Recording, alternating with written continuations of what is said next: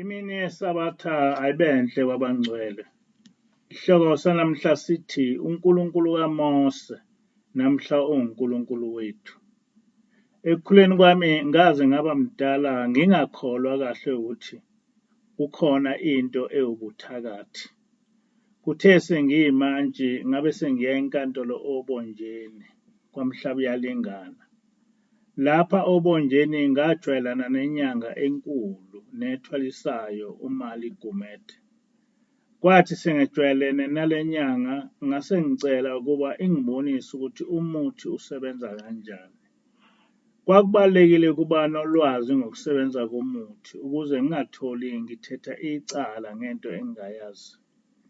Nempala yale nyanga yangifundisa izinto eziningi ezinye engingekwazi ukuzisho lapha. Eminyakeni elandelayo ngaba yimantshi e-Regional Court eKimberley. Kule nkantolo kwakuyimi ngedwa umuntu omnyama, zonke ezinye izimantshi kungaba mhlophe. Kwaba necala labantu ababulele isalukazi ngoba bethi siyathakatha. Enye imantshi yabe isingibuza ukuthi mina ngiyakholwa yini ukuthi ikhona into ewubuthakathi. Ngayiphendula ngathi hhayi ukuthi ngiyakholwa noma ngiyakholelwa ekuthakatheni, kodwa ngiyazi. Lokho ngakusho ngoba vele ngase ngazi ukuthi ubuthakathi bukhona futhi kuyasebenza. Lezi zimantshi zabukana emehlweni. Ngabona ukuthi zimangazwa umuntu oyimantshi yase-Regional Court, kodwa okholelwa kule nkoloze. Ngase ngiyazithulela nje. Kodwa sesihlangene ntambama, ngase ngiyabuza kule mantshi ukuthi iyakholelwa yini ukuthi kukhona into okuthiwa yi-Satanism. Kwatholakala ukuthi le mantshi inolwazi olujulile ngale Satanism engiyibuzayo. Yasho ngelikhulu iqholo yathi yebo iyazi ukuthi ikhona i-Satanism. Yangichazela nokuningi ngayo. Ngase ngithi kuyo lento oyichazayo usachaza ubuthakathi. Nabathakathi basishiya isidumbu sabo senyama bahambe ngemimoya bobulala abantu. Umehluko phakathi kobuthakathi ne-Satanism ukuthi ubuthakathi butholakala kubantu abamnyama kanti i-Satanism iwubuthakathi obutholakala kwesizwe esimhlophe. Amen. Kwesinye isikhathi siyasiphike into ekhona sizifundise ukuthi ayikho. Ngoba mhlawumbe sifundiswe ukuthi ukuvuma ukuthi lento ikhona kungukubonisa ukukholelwa ezeni. Sasejwayele ukuthi uma siya ediphini sihlangane nezipoki.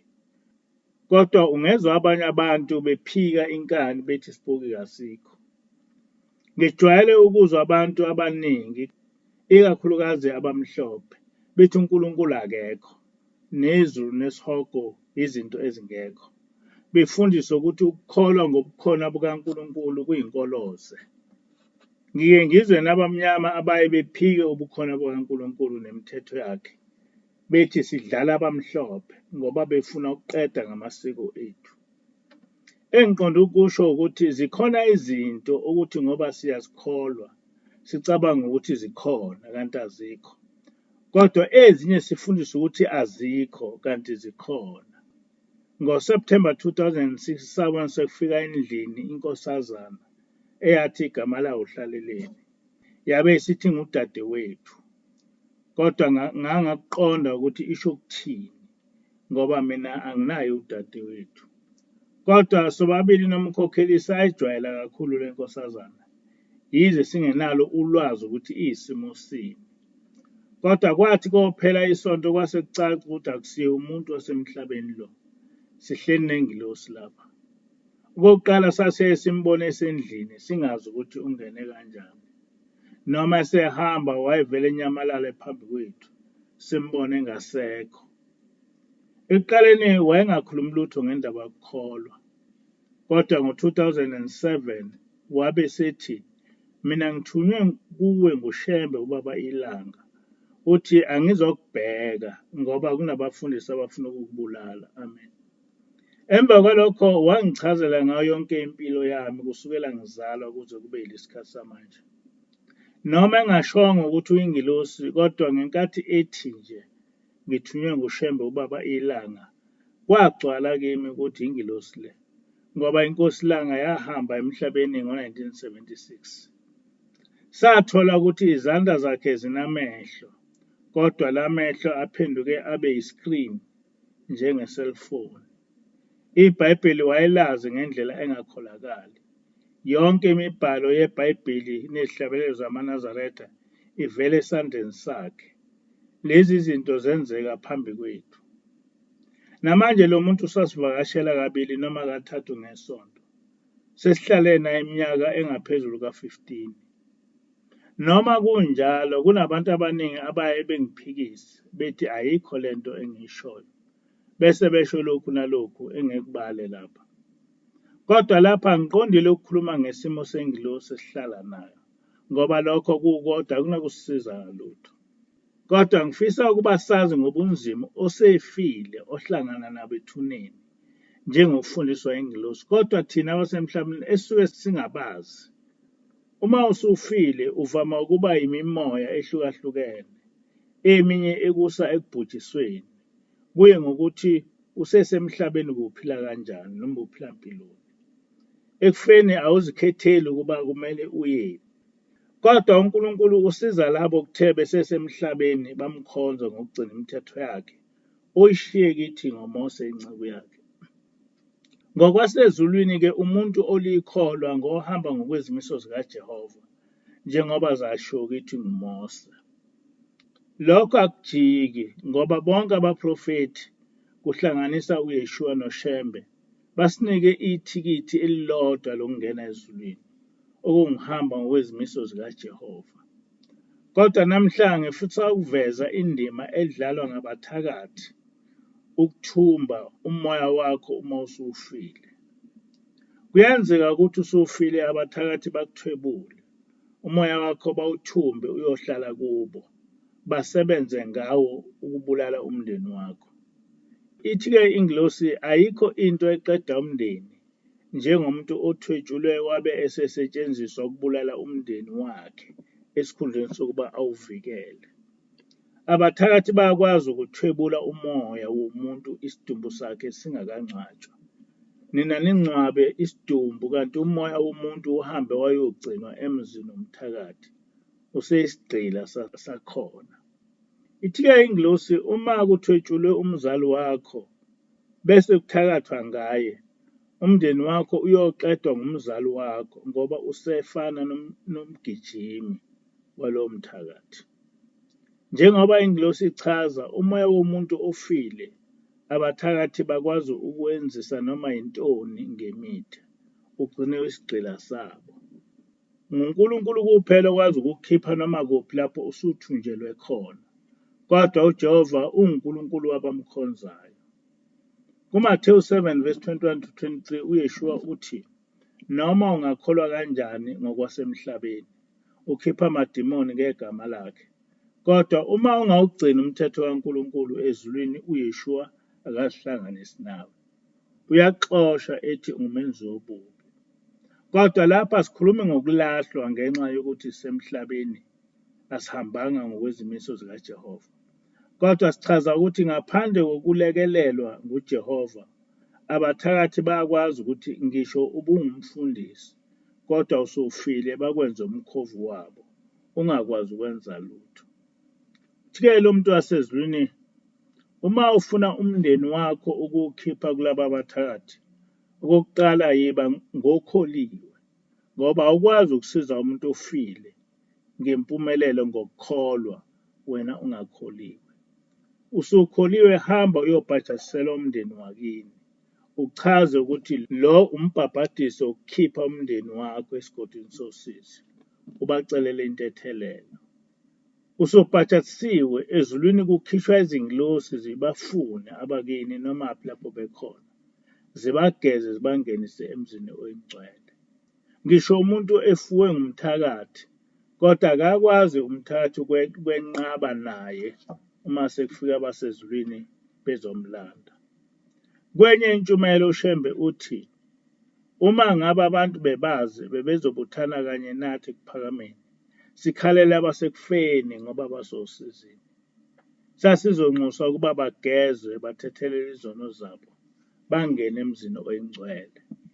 Namhla ilona lo akanxusele uyise nonina kuNkulunkulu ukuba bakhunjulwe ekudingisweni, babuyiselwe ideni elingumoya wakhe ethembeni elisha. Amen. Ekukholweni kwethu kumele njalo sikhumbule izihlobo zethu ezisosizini ngezindlela ezahlukene, abasesigodini sosizi, sibakhiphe ngokubanekelela, asebeyimikhovu yabathakathi, nabo sibalande lapho. Ekuqaleni ngithe uNkulunkulu kaMose usephakathi kwethu. Kulaba abakuthanda ukukholwa, njengoba uShembe esho, ukukholwa kwangempela akulula. Kodwa umvuzo wokukholwa unobuhle obungeqhathaniswe nalutho lalapha emhlabeni. Efukeni kwengilosi phakathi kwethu sadonsa kanzima, sayekiswa zonke izinto esizejwayele ukuzenza, sazalwa kabusha. Sanqatshelwa ukuya emizini yabantu njengebandla, ngaphandle uma sothandaza.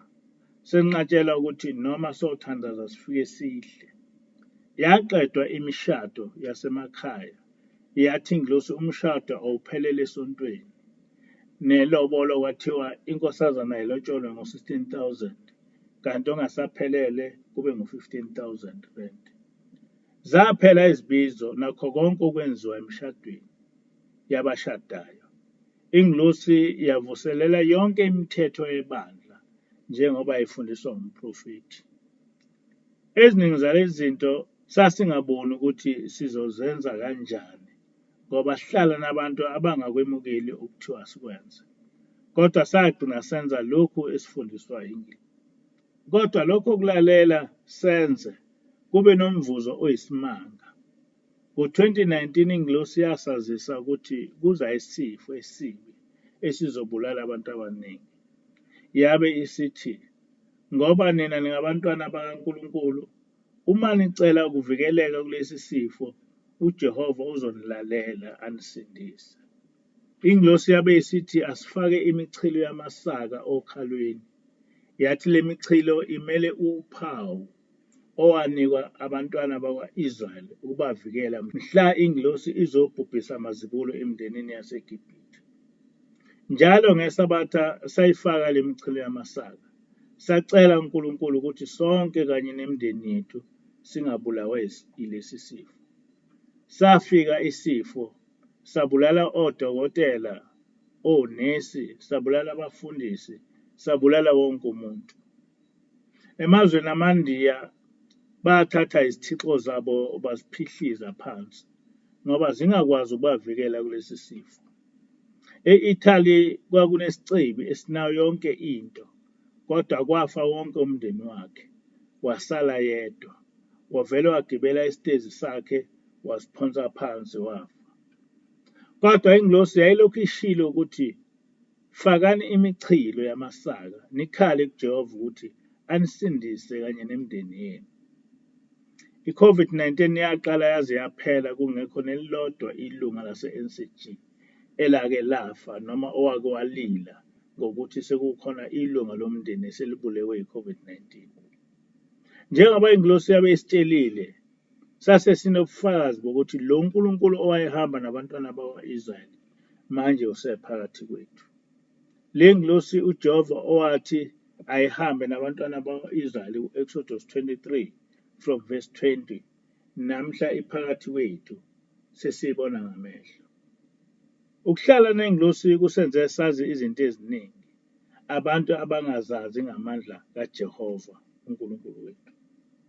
Manje sesiyazi ukuthi ngokuhamba ngezimiso zikaJehova siba ngabantwana bakhe, esenzele konke esikucelayo. Ingilosi isifundise ukuthi asikucele ngokunikelela ukuthi singafi sisebancane size siguge. Ekufeni singaguli kakhulu, futhi ekufeni kwethu singadluli ethuneni, sivele siqonde ezulwini. Besilibandla elifa kakhulu, njalo ngonyaka kufe noma abantu abathathu, kufe nabagcotshwa. Yabe isithi ingilosi asilivale leli thuna, kungaphinde kwenzeke ukuthi ilunga laleli bandla life, ikakhulukazi ngomhlangano. Lokhu saqala senza iminikelo sicela lokho, sekuphele iminyaka emithathu egcwele singakaze sinqabe kuleli bandla. Manje sekuyacaca ukuthi yonke lento esiyifundiswe ingelosi iyenzeka. uNkulunkulu usephakathi kwethu. Namhla sesiyazi ukuthi uma abantu behamba ngezimiso zikaJehova, yena uba nguyise wabo abenzele konke abakucelayo. Inkosi kuse izwi layo. Le ntshumayelo iyatholakala ku-YouTube naku-Facebook othi Rempanza